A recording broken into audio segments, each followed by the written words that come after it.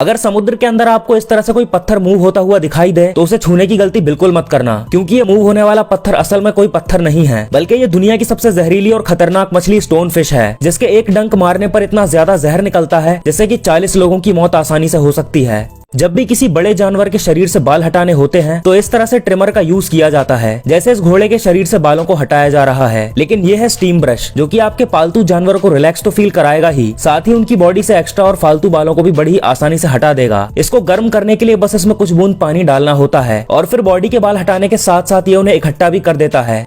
इंसानों की तरह ही डॉल्फिन की भी बहुत गंदी आदत होती है। पहली तो ये कि ये अपने से छोटे जानवरों को हमेशा परेशान करती रहती है, जैसे कि यहाँ पर ये इस पक्षी को परेशान कर रही है। और डॉल्फिन की दूसरी बुरी आदत ये है कि इसे जब भी कहीं पफर फिश दिखाई देती है तो ये उसे बॉल की तरह उछाल उछाल कर फेंकती है और उसे चबाकर थूक देती है, क्योंकि पफर फिश के जहर का इस्तेमाल ये नशा करने के लिए करती है।